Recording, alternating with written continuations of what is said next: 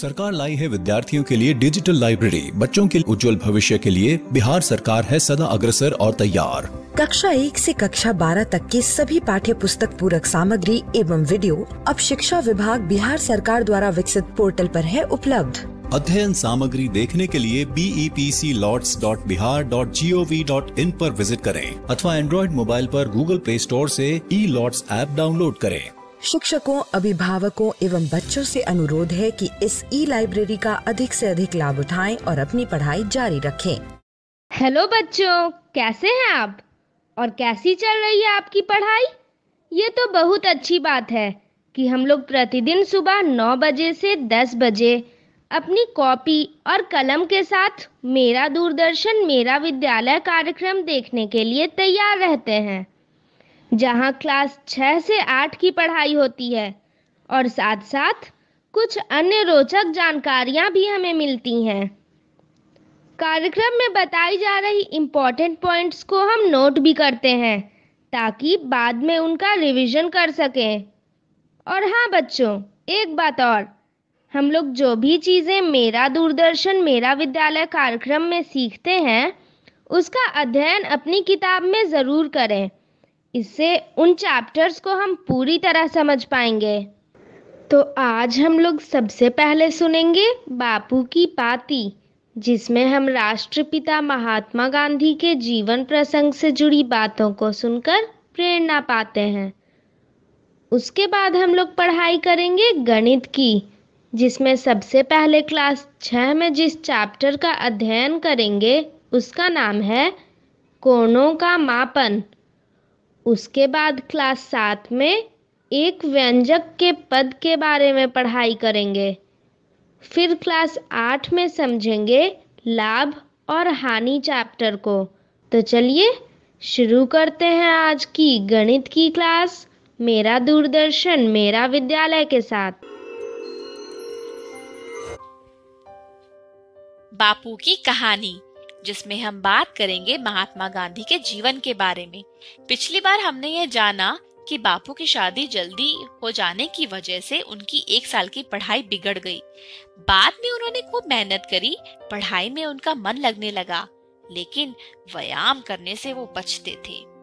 व्यायाम ना करने का नुकसान मोहन को उतना नहीं हुआ, पर एक दूसरी कमी की कीमत उन्होंने जीवन भर चुकाई और वो थी बिगड़ी हुई लिखावट। उन्हें यह गलतफहमी हो गई थी कि साफ सुथरी लिखाई का शिक्षा से कोई लेना देना नहीं है। बड़े होने के बाद गांधी जी ने अपनी खराब लिखावट सुधारने की कई बार कोशिश करी, लेकिन बचपन की बिगड़ी आदत फिर ठीक नहीं हुई। उनका लिखा हुआ पढ़ना मुश्किल होता था। जब दूसरों के मोती के दानों जैसे साफ और सुंदर अक्षर दिखते, तब गांधी जी को पछतावा होता।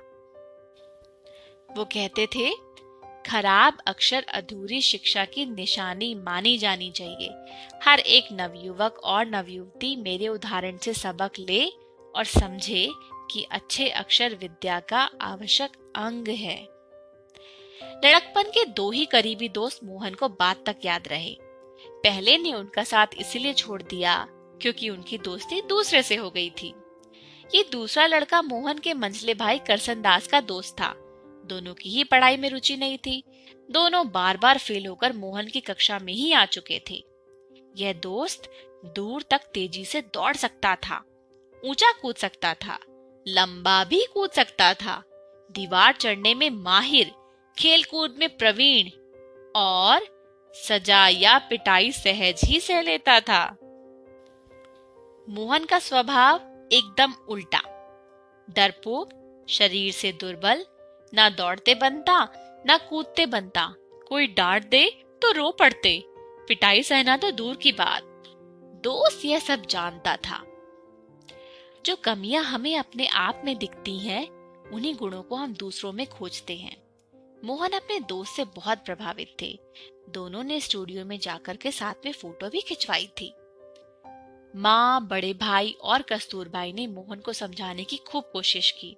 वो कहते थे कि तुम खराब संगत में पड़ गए हो, तुम्हें अपना ध्यान देना चाहिए। मोहन ने उन्हें भरोसा दिलाया। उन्हें बात जमी नहीं, पर फिर भी उन्होंने मोहन पे विश्वास किया।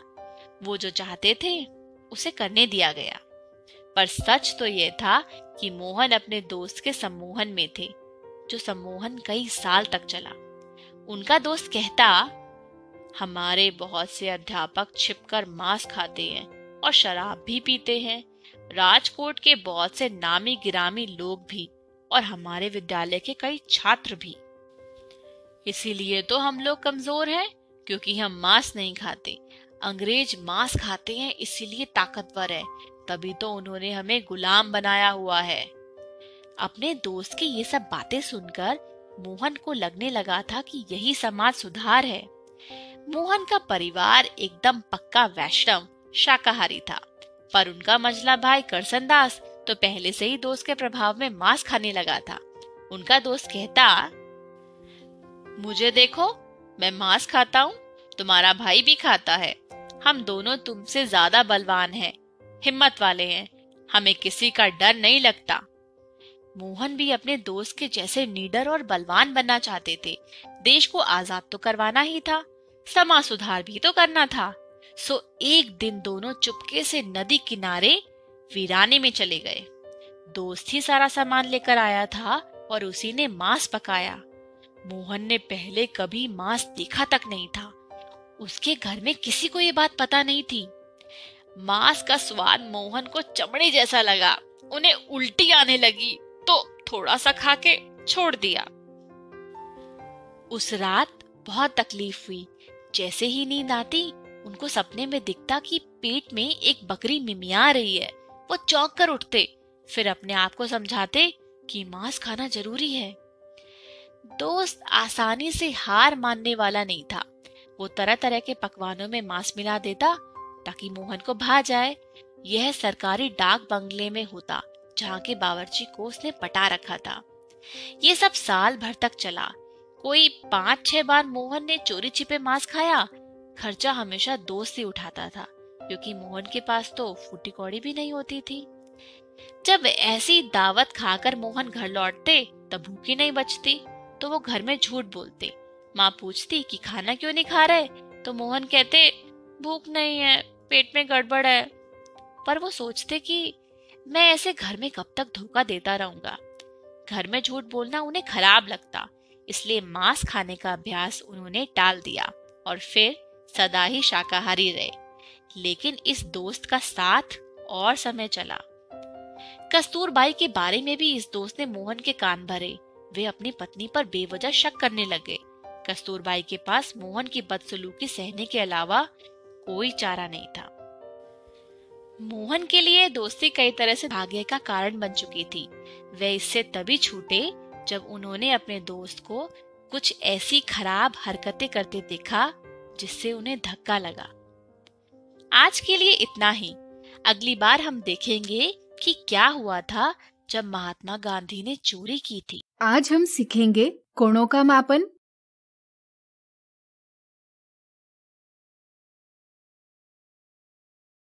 पिछले अध्याय में हमने सीखा एक ही बिंदु से शुरू होने वाली दो किरण आपस में कोण यानी एंगल बनाती है। क्या सभी कोण एक जैसे होते हैं? सोचिए सोचिए। नहीं। हम देखते हैं कि दीवार और फर्श के बीच बनने वाला कोण सीढ़ी और दीवार के बीच बनने वाले कोण या सीढ़ी और फर्श के बीच बनने वाले कोण से अलग होता है। अगर घड़ी में हम एक सुई निश्चित स्थान पर रखें और दूसरी सुई को घुमाएं, तो हमें अलग अलग कोण प्राप्त होते हैं। कोण की अवधारणा को समझने के लिए हम इन कोणों को वर्गीकृत करते हैं।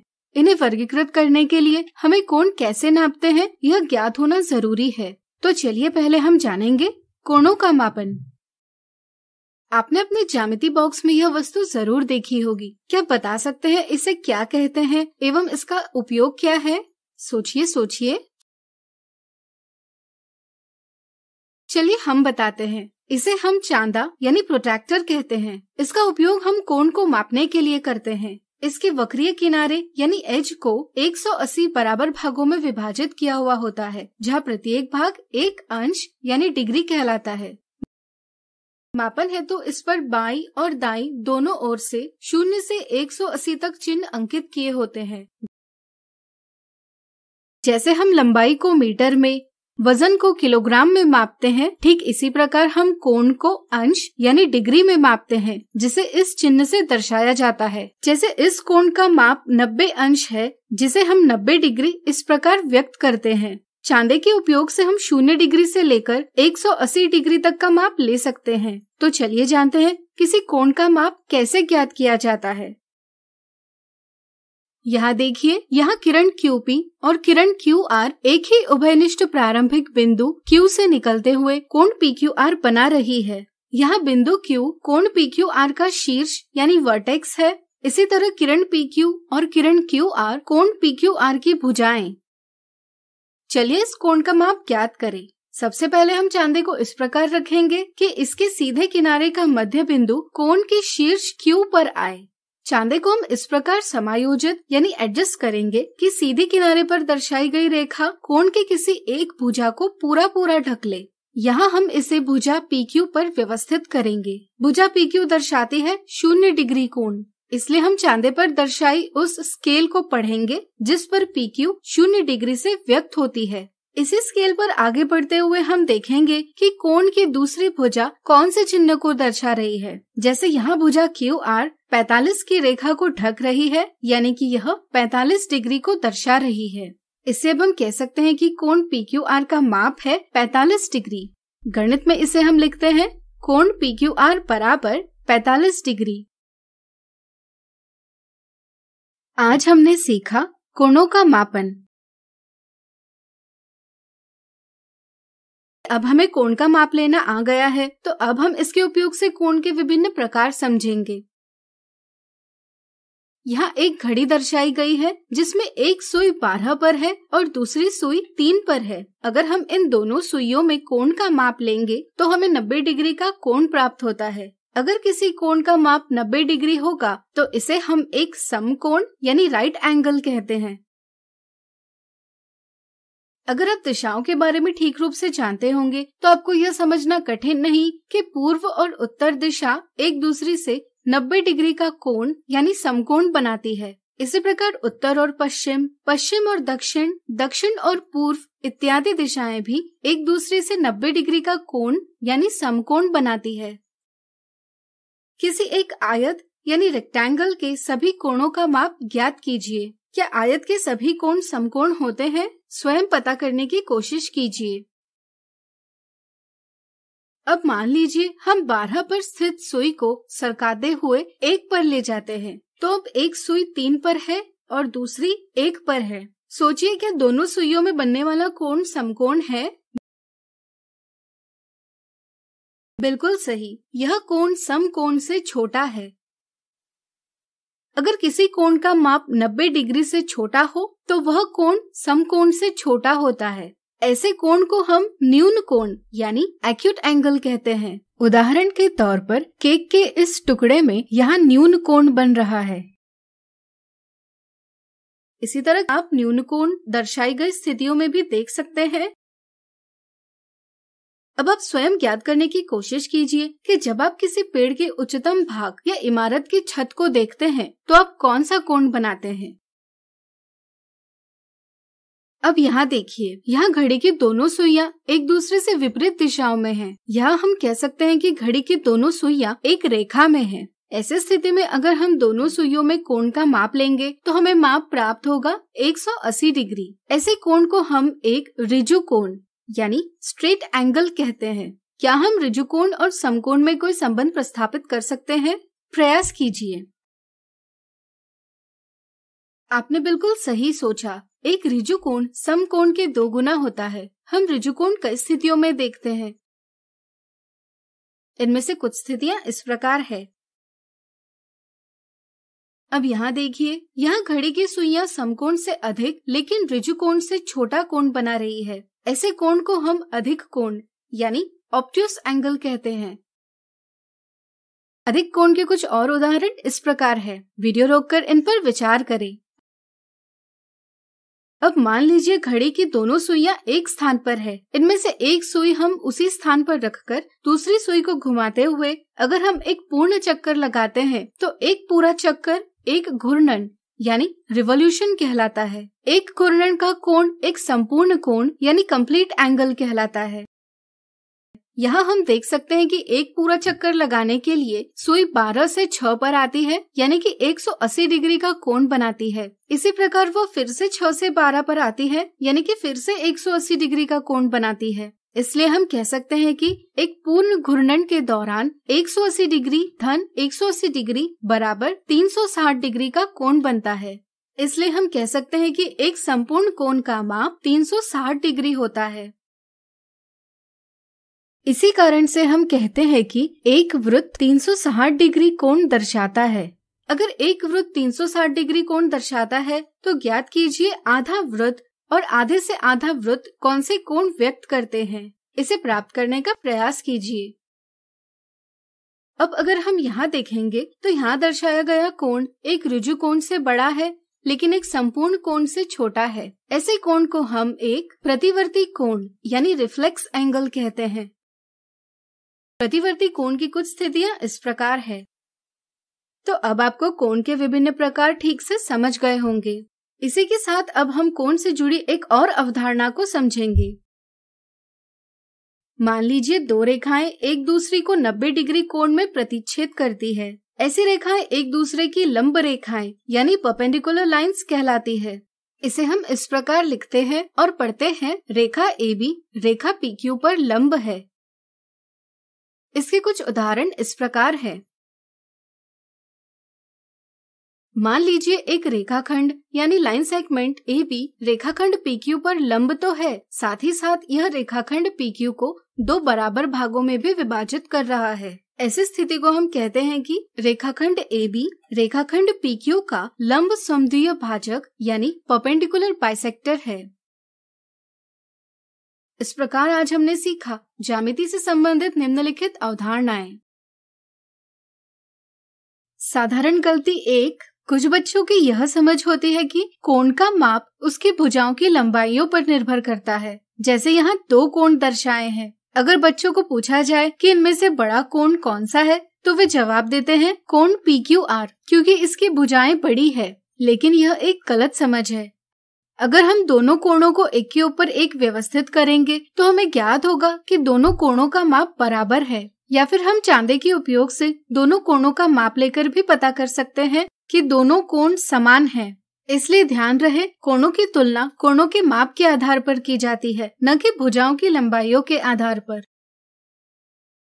साधारण गलती 2, कुछ बच्चे कोण का माप लेते समय चांदे का मध्य बिंदु तो कोण के शीर्ष पर रखते हैं, लेकिन चांदे की सीधी किनारे पर दर्शाई रेखा को कोण की भुजा पर ठीक तरह से रखना भूल जाते हैं। कुछ बच्चे चांदे पर दर्शाई रेखा को भुजा पर रखने के स्थान पर चांदे के किनारे को ही समायोजित यानी एडजस्ट करने की गलती करते हैं। इन दोनों गलतियों से कोण का माप गलत प्राप्त होता है। इसलिए ध्यान रहे, मध्य बिंदु के साथ चांदे की सीधी किनारे पर दर्शाई रेखा को कोण की भुजा पर ठीक तरह से रखना भी जरूरी है। इससे कोण का सही माप प्राप्त होता है। साधारण गलती 3, जब बच्चे कोण का माप लिखते हैं तो बच्चे माप के साथ अंश को दर्शाना नजरअंदाज कर देते हैं। याद रहे, अंश यानी डिग्री कोण की इकाई है, इसलिए कोण के माप के साथ इसे व्यक्त करना आवश्यक है। साधारण गलती 4, कुछ बच्चों को न्यून कोण यानी एक्यूट एंगल और अधिक कोण यानी ऑब्ट्यूस एंगल के नामों में उलझन होती है, जिसके कारण वे कोण पहचानने में गलतियां करते हैं। जैसे यहाँ 2 कोण दिए हैं, बच्चे इसे न्यून कोण और इसे अधिक कोण समझ लेते हैं, जबकि यह अधिक कोण और यह न्यून कोण है। पता करने के लिए हम कोण की तुलना समकोण से करते हैं। अगर कोण समकोण से छोटा हो तो वह न्यून कोण होता है। अगर कोण समकोण से बड़ा हो तो वह अधिक कोण होता है। इसी के साथ घूर्णन की दिशा यानी डायरेक्शन ऑफ रोटेशन की अवधारणा को समझें। जब हम घूर्णन यानी किसी चीज के घूमने की क्रिया को बताते हैं तो अक्सर हमें घूमने की दिशा बताना आवश्यक हो जाता है। इसके लिए हम घड़ी में घूम रही सुइयों की दिशा का प्रयोग करते हैं। घड़ी की सुइयां एक ही दिशा में घूमती है। जिस दिशा में वे घूमती है हम उसे घड़ी की दिशा यानी क्लॉकवाइज डायरेक्शन से जानते हैं, और इसकी विपरीत दिशा को हम वामवर्त दिशा यानी एंटी क्लॉकवाइज डायरेक्शन कहते हैं। इसके उपयोग से हम किसी वस्तु के घूर्णन की दिशा को बताते हैं। जैसे यहाँ यह वस्तु घड़ी की दिशा में घूम रही है, जबकि यह वस्तु वामवर्त दिशा में घूम रही है। इस आधार पर क्या आप बता सकते हैं, अगर घड़ी की सुई 6 पर हो और वह घड़ी की दिशा में 90 डिग्री से घूर्णन करती है तो वह कौन से चिन्ह पर होगी? अगर घड़ी की सुई 6 पर हो और वह वामवर्त दिशा में 90 डिग्री से घूर्णन करती है तो वह कौन से चिन्ह पर होगी? इन सवालों को हल करने का प्रयास कीजिए।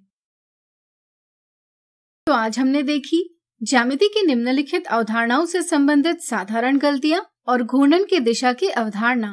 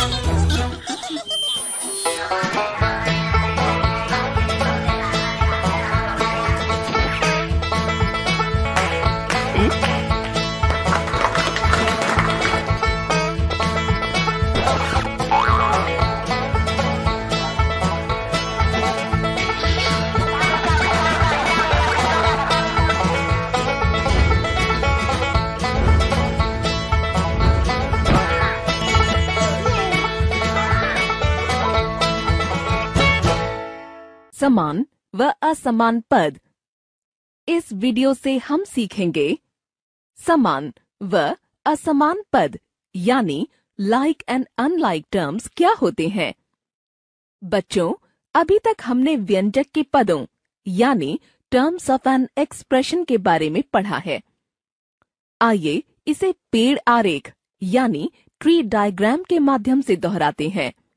जैसा कि यहाँ व्यंजक 6y की घात 2x जमा 3xy दो पदों को संयोजित करके बना है, जिसमें 6y की घात 2x पहला पद और 3xy दूसरा पद है।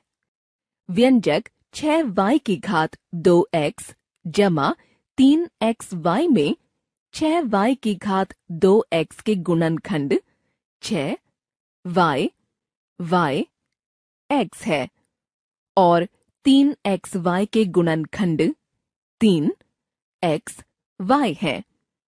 यहाँ पर पहले पद में x का गुणांक 6y की घात 2 व y का गुणांक 6xy है और दूसरे पद में x का गुणांक 3y व y का गुणांक 3x है। आइए अब हम समान व असमान पदों के बारे में समझें। रीना और राज दो अच्छे दोस्त हैं और उनके पास कुछ खिलौने हैं। राज के पास कुल 5 हाथी, 2 शेर और 3 घोड़े हैं। इसी प्रकार रीना के पास 7 हाथी, 1 शेर और 3 खरगोश हैं। दोनों दोस्तों के खिलौनों को समान व असमान समूहों में विभाजित करें। यहाँ पर समान समूह बनाने के लिए हम रीना और राज के हाथियों को एक स्थान पर रखेंगे और इसी प्रकार शेरों को दूसरे स्थान पर रखेंगे। ऐसे ही अब असमान समूह बनाने के लिए खरगोश और घोड़ों को अलग अलग स्थान पर रखेंगे। बच्चों, जैसा कि आपने देखा कि हमने यहाँ हाथियों में हाथियों का और शेरों में शेरों का समूह बनाया है, क्योंकि ये समान हैं, जबकि खरगोश और घोड़े असमान हैं, इसलिए इनका एक अलग समूह बनाया है। इसी प्रकार यदि किसी बीजीय व्यंजक के पदों के बीजीय गुणनखंड एक जैसे ही हों, तो वे समान पद यानी लाइक टर्म्स कहलाते हैं और यदि इनके पदों के बीजीय गुणनखंड अलग अलग हों तो ये असमान पद यानी अनलाइक टर्म्स कहलाते हैं। उदाहरण के लिए इस व्यंजक में समान व असमान पदों को पहचानिए।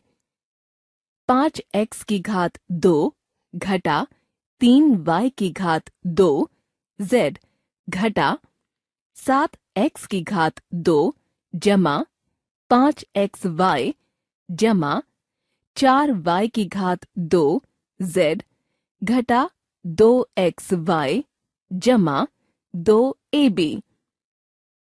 5x की घात 2 के गुणनखंड 5x हैं। 3y की घात 2 z के गुणनखंड 3y y z हैं। 7x की घात 2 के गुणनखंड 7x हैं। 5xy के गुणनखंड 5xy हैं। 4y की घात 2 z के गुणनखंड 4y y z हैं। 2xy के गुणनखंड 2xy हैं और 2ab के गुणनखंड 2ab हैं।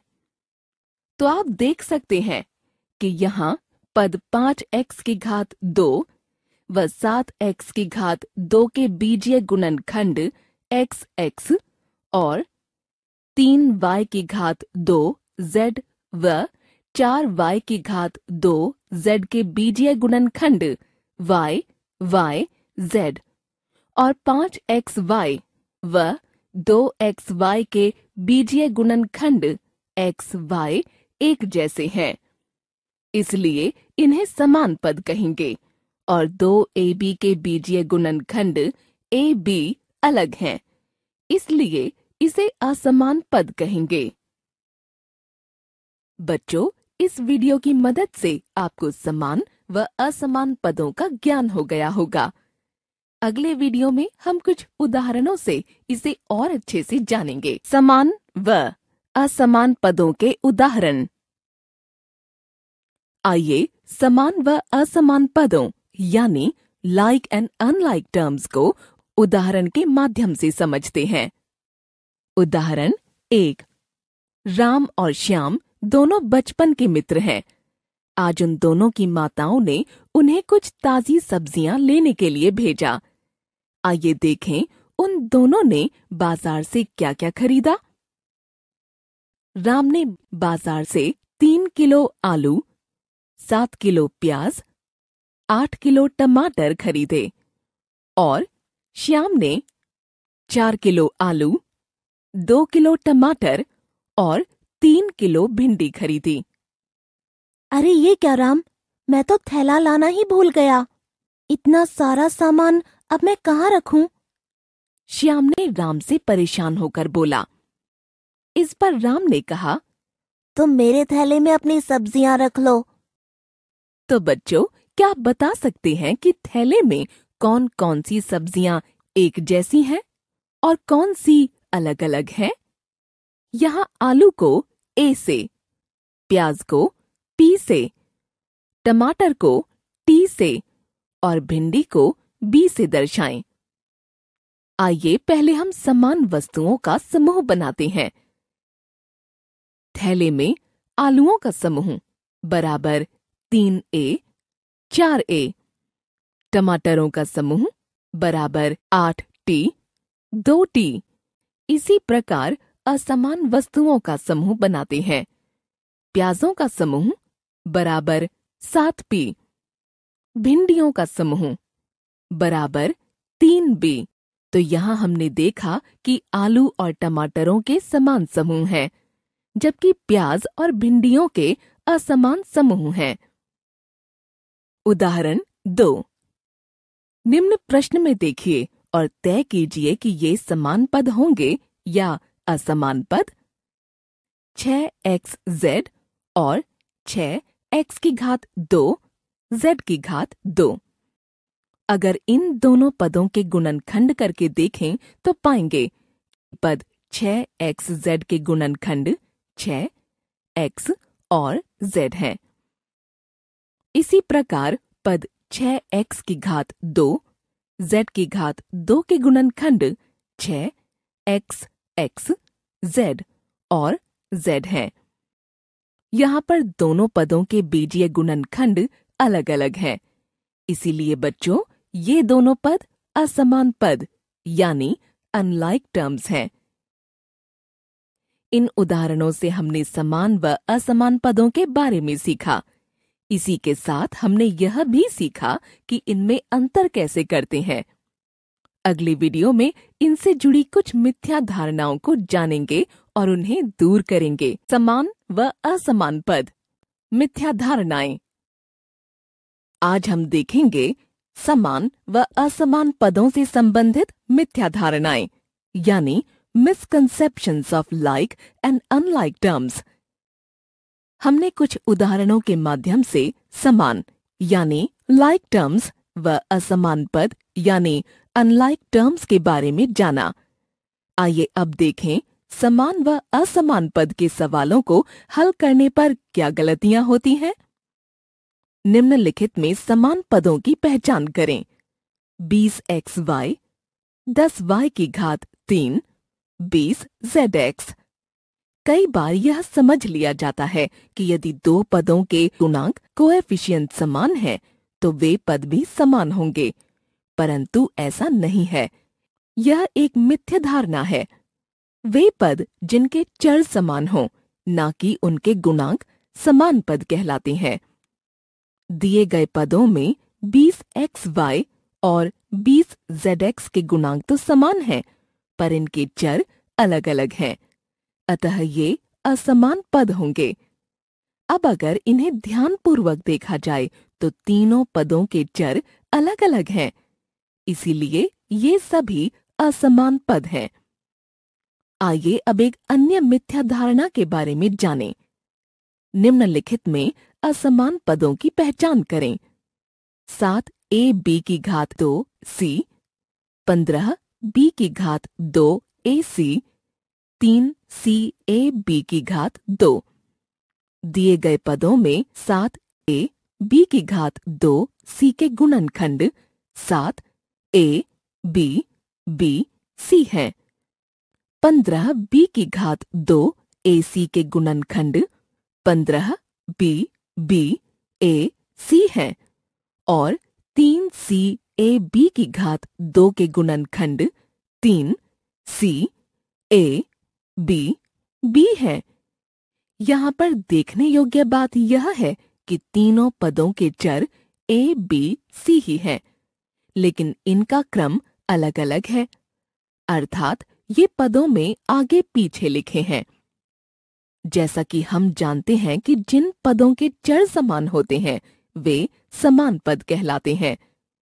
यहाँ पर तीनों पदों के चर a, b, c हैं, जो कि समान है, अतः ये सभी पद समान पद हैं। अक्सर बच्चे यह समझ लेते हैं कि समान पदों में चरों का क्रम भी समान होता है, जबकि ऐसा नहीं है।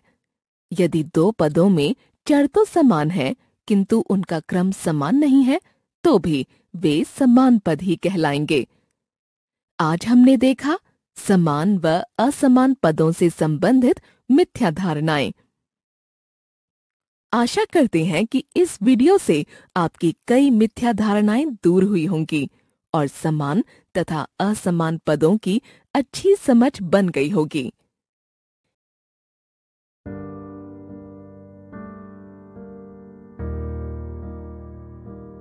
राजू जरा इधर आना।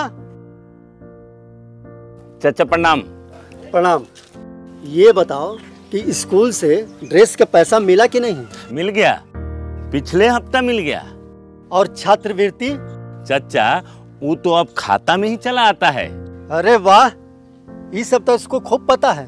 पर ये पता है तुम्हारा लड़का स्कूल में काका सीखता है? ये हंसने का नहीं, सोचने का वक्त है। सिर्फ बैट हाथ में दे देने से कोई सचिन नहीं बन जाता।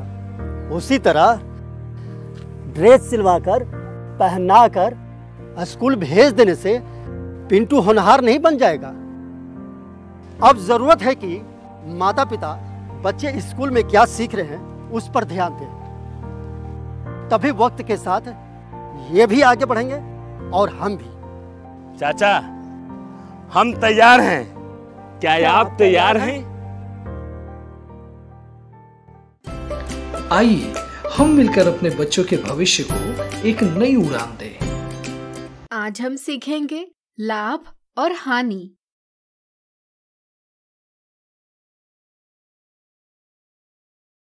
रोहित ने 90 रुपए की एक गेंद खरीदी। वह मूल्य जिस पर कोई वस्तु खरीदी जाती है उसे हम क्रय मूल्य यानी कॉस्ट प्राइस कहते हैं, जिसे हम संक्षेप में सीपी से निरूपित करते हैं।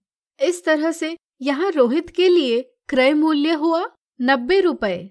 रोहित ने गेंद 120 रुपए में वरुण को बेच दी। वह मूल्य जिस पर कोई वस्तु बेची जाती है उसे हम उसका विक्रय मूल्य यानी सेलिंग प्राइस कहते हैं, जिसे हम संक्षेप में एसपी से निरूपित करते हैं। जैसे यहाँ रोहित ने 120 रुपए में गेंद को बेच दिया, इसलिए रोहित के लिए 120 रुपए गेंद का विक्रय मूल्य हुआ। रोहित से यह गेंद वरुण ने खरीदी तो वरुण के लिए 120 रुपए क्या क्रय मूल्य है या विक्रय मूल्य? सोचिए सोचिए। बिल्कुल सही। चूंकि वरुण ने गेंद 120 रुपए में खरीदी है, इसलिए वरुण के लिए यह क्रय मूल्य होगा। इस लेन देन में रोहित ने गेंद का मूल्य यानी 90 रुपए तो वसूल कर लिए हैं, लेकिन साथ में उसे कुछ अतिरिक्त धनराशि भी प्राप्त हुई है। इस अतिरिक्त धनराशि को हम लाभ यानी प्रॉफिट कहते हैं। जब भी विक्रय मूल्य क्रय मूल्य से अधिक हो तो उस स्थिति में व्यक्ति को लाभ होता है। यह लाभ विक्रय मूल्य से क्रय मूल्य को घटाकर प्राप्त किया जाता है। जैसे यहाँ लाभ बराबर 120 रुपए ऋण 90 रुपए बराबर 30 रुपए। यहाँ इसका अर्थ है रोहित ने 90 रुपए खर्च किए जिस पर उसे 30 रुपए का लाभ हुआ। यहाँ 90 रुपए क्रय मूल्य पर 30 रुपए का लाभ है, यानी कि 1 रुपए क्रय मूल्य पर 30/90 का लाभ होगा, यानी कि 1/3 रुपए का। इसी तरह हम कह सकते हैं कि 100 रुपए क्रय मूल्य पर रोहित को 1/3 गुणा 100 बराबर 33.33 रुपए का लाभ होगा। प्रति 100 रुपए के क्रय मूल्य पर प्राप्त लाभ को हम लाभ प्रतिशत कहते हैं, यानी कि इस लेन देन में रोहित को 33.33% का लाभ होगा। लाभ प्रतिशत हमेशा क्रय मूल्य पर प्राप्त होता है, इसलिए क्रय मूल्य को आधार लेकर हम लाभ प्रतिशत के लिए सूत्र लिखते हैं। लाभ प्रतिशत बराबर लाभ बटे क्रय मूल्य गुणा 100%। अब चलिए लेन देन की एक दूसरी स्थिति देखें।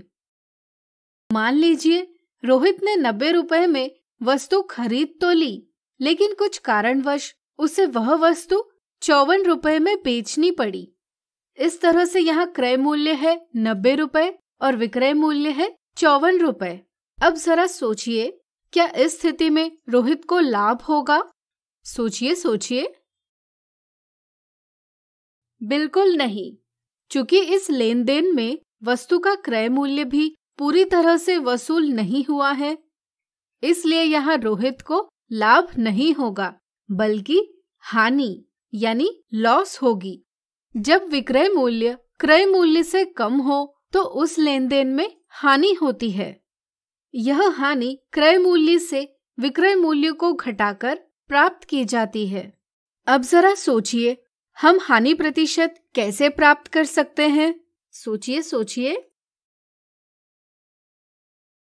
लाभ की तरह हानि भी क्रय मूल्य पर ही प्राप्त होती है, इसलिए हानि के लिए भी आधार क्रय मूल्य ही है। इस समझ से हानि प्रतिशत के लिए हम सूत्र लिखते हैं। हानि प्रतिशत बराबर हानि बटे क्रय मूल्य गुणा 100%। यहाँ हानि प्रतिशत बराबर 36/90 गुणा 100% बराबर 2/5 गुणा 100% बराबर 40%। यानी कि इस लेन देन में रोहित को 40% की हानि हुई है। मीना ने 20 पेंसिलें 5 रुपए की दर से और 40 पेंसिलें 4 रुपए की दर से खरीदी। कुल पेंसिलों में से उसने 54 पेंसिलों को 4 रुपए की दर से और 6 पेंसिलों को 3 रुपए की दर से बेच दिया। लाभ यानी प्रॉफिट अथवा हानि यानी लॉस प्रतिशत ज्ञात कीजिए। सबसे पहले हमें खरीदी गई सभी पेंसिलों का क्रय मूल्य यानी कॉस्ट प्राइस या सीपी ज्ञात करना होगा। कुल क्रय मूल्य बराबर 5 रुपए की दर से खरीदी गई 20 पेंसिलों का क्रय मूल्य धन 4 रुपए की दर से खरीदी गई 40 पेंसिलों का क्रय मूल्य बराबर 100 रुपए धन 160 रुपए बराबर 260 रुपए। इसी तरह अब हम मीना ने बेची हुई पेंसिलों का कुल विक्रय मूल्य यानी सेलिंग प्राइस या एसपी ज्ञात करेंगे। कुल विक्रय मूल्य बराबर 4 रुपए की दर से बेची गई 54 पेंसिलों का विक्रय मूल्य धन 3 रुपए की दर से बेची गई 6 पेंसिलों का विक्रय मूल्य बराबर 216 रुपए धन 18 रुपए बराबर 234 रुपए। यहाँ हम देखते हैं कि कुल विक्रय मूल्य क्रय मूल्य से कम है, इसलिए हम कह सकते हैं कि इस स्थिति में मीना को हानि होगी यानी लॉस होगा।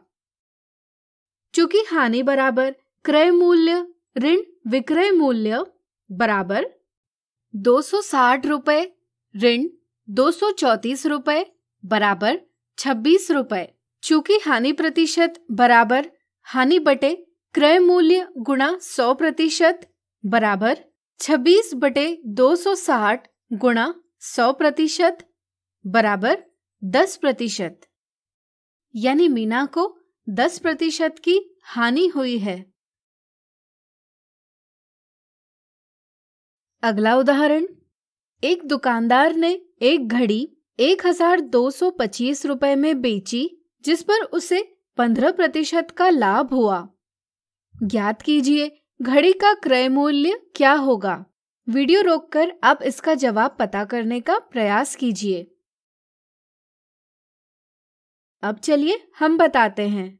यहाँ दुकानदार ने घड़ी को 1225 रुपए में बेचा है, यानी कि घड़ी का विक्रय मूल्य यानी सेलिंग प्राइस 1225 रुपए है। उसे 15% का लाभ हुआ है। हमें ज्ञात है कि लाभ प्रतिशत बराबर लाभ बटे क्रय मूल्य गुणा 100% और लाभ बराबर विक्रय मूल्य ऋण क्रय मूल्य। इसलिए हम कह सकते हैं कि लाभ प्रतिशत बराबर विक्रय मूल्य ऋण क्रय मूल्य बटे क्रय मूल्य गुणा 100% बराबर विक्रय मूल्य बटे क्रय मूल्य ऋण 1 गुणा 100%। इस तरह से 15% बराबर 1225 बटे क्रय मूल्य ऋण 1 गुणा 100%। इसे हम इस प्रकार हल करेंगे, यानी कि 15/100 बराबर 1225 बटे क्रय मूल्य ऋण 1, यानी कि 15/100 धन 1 बराबर 1225 बटे क्रय मूल्य, यानी कि 115/100 बराबर 1225 बटे क्रय मूल्य। इस तरह से क्रय मूल्य बराबर 1225 गुणा 100 बटे 115, यानी कि क्रय मूल्य बराबर 1065.22 रुपए। इस तरह से घड़ी का क्रय मूल्य 1065.22 रुपए है। इस प्रश्न को आप अन्य आसान विधि, जिसे एकिक विधि भी कहते हैं, से हल कर सकते हैं, जिसे हम अगले वीडियो में देखेंगे। मिथ्या धारणा 1, निम्नलिखित कथन सत्य है या असत्य पहचानिए। वस्तु का विक्रय मूल्य यानी सेलिंग प्राइस या एसपी उसके क्रय मूल्य यानी कॉस्ट प्राइस या सीपी से हमेशा अधिक होता है। कुछ बच्चों की मिथ्या धारणा होती है कि वस्तु का विक्रय मूल्य उसके क्रय मूल्य से हमेशा अधिक होता है, लेकिन यह गलत समझ है। इसलिए ऑप्शन 1 गलत जवाब है। वस्तु का विक्रय मूल्य उसके क्रय मूल्य के बराबर या कम भी हो सकता है। यदि एसपी सीपी से बड़ा है तब लाभ यानी प्रॉफिट होता है। यदि एसपी सीपी से छोटा है तब हानि यानी लॉस होता है। यदि एसपी बराबर सीपी है तब न तो लाभ होता है न ही हानि, इसलिए ऑप्शन 2 सही जवाब है। मिथ्या धारणा 2। संगीता ने कुछ खेल का सामान 2000 रुपए में खरीदा। उसने यह सामान एक पाठशाला को 2500 रुपए में बेच दिया। ज्ञात कीजिए कि संगीता को इस व्यवहार में कितने प्रतिशत लाभ हुआ। कुछ बच्चे सोचते हैं कि लाभ या हानि प्रतिशत वस्तु के विक्रय मूल्य पर ज्ञात किए जाते हैं, इसलिए वे लाभ या हानि प्रतिशत निकालते समय गलत सूत्र का प्रयोग करते हैं। वे लिखते हैं लाभ प्रतिशत बराबर लाभ बटे विक्रय मूल्य गुणा 100 या हानि प्रतिशत बराबर हानि बटे विक्रय मूल्य गुणा 100। इस उदाहरण को हल करते समय बच्चे लाभ बराबर एसपी ऋण सीपी बराबर 2500 रुपए ऋण 2000 रुपए बराबर 500 रुपए प्राप्त करते हैं, लेकिन प्रतिशत प्राप्त करते समय वे सूत्र इस प्रकार लिखते हैं। इस सूत्र में संख्याओं को रखकर वे इसे इस प्रकार हल करते हैं। इससे उन्हें लाभ 20% प्राप्त होता है, जो कि एक गलत जवाब है। इसलिए ऑप्शन 1 गलत जवाब है। ध्यान रहे, लाभ हो या हानि वस्तु के क्रय मूल्य पर प्राप्त होती है, इसलिए आधार हमेशा क्रय मूल्य होता है। इसलिए सही सूत्र है लाभ प्रतिशत बराबर लाभ बटे क्रय मूल्य गुणा 100 बराबर 500 बटे 2000 गुणा 100 बराबर 25%। इसलिए ऑप्शन 2 सही जवाब है। अब चलिए कुछ गलतियां देखें। सवाल, एक दुकानदार 40 वस्तुएं 2800 रुपए में खरीदता है। वह उन्हें 16% लाभ पर बेच देता है। ज्ञात कीजिए वस्तुओं का विक्रय मूल्य क्या होगा। बच्चे सवाल में दी गई जानकारी को ठीक से समझ नहीं पाते तथा वे उनका प्रयोग कैसे करना है यह भी समझ नहीं पाते। इस कारण वे कुछ गलतियां करते हैं। आइए इन्हें समझें। गलती 1, कुछ बच्चे सवाल को ठीक से नहीं समझते। यहाँ 40 वस्तुओं का क्रय मूल्य दिया है, लेकिन वे सोचते हैं कि 40 वस्तुओं का क्रय मूल्य बराबर 40 गुणा 2800 रुपए बराबर 1,12,000 रुपए है। यह एक गलत समझ है। गलती 2, दिया गया है क्रय मूल्य बराबर 2800 रुपए और लाभ प्रतिशत बराबर 16% बराबर 16/100। विक्रय मूल्य ज्ञात करने के लिए क्रय मूल्य और लाभ का योग किया जाता है। ऐसा करने के लिए कुछ बच्चे लाभ प्रतिशत को ही क्रय मूल्य में जोड़ते हैं। इसलिए उन्हें विक्रय मूल्य बराबर 2800 रुपए धन 16/100 बराबर 2,80,000 16/100 रुपए प्राप्त होता है, जो कि गलत है। ध्यान रहे, विक्रय मूल्य क्रय मूल्य में लाभ जोड़कर प्राप्त होता है। इसलिए हमें प्रतिशत में दिए लाभ को वास्तविक लाभ में परिवर्तित करना आवश्यक है। यहाँ 16% लाभ हमें बताता है कि प्रत्येक 100 रुपए क्रय मूल्य पर 16 रुपए लाभ है। इस प्रकार हम कह सकते हैं कि जब क्रय मूल्य 1 होगा तब लाभ 16/100 रुपए होगा। इस तरह से जब क्रय मूल्य 2800 रुपए होगा तब लाभ होगा 16/100 गुणा 2800 रुपए, यानी कि 448 रुपए। इसलिए विक्रय मूल्य होगा 2800 रुपए धन 448 रुपए बराबर 3248 रुपए। तो आज हमने देखी लाभ और हानि से संबंधित कुछ मिथ्या धारणाएं और कुछ गलतियां।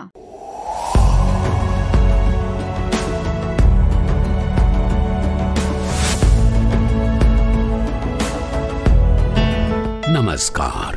आप शिक्षकों द्वारा दी गई अच्छी शिक्षा से आज लाखों विद्यार्थी इनोवेशंस कर रहे हैं। उन सभी को इंस्पायर अवार्ड्स मानक में हिस्सा लेने प्रोत्साहित कीजिए।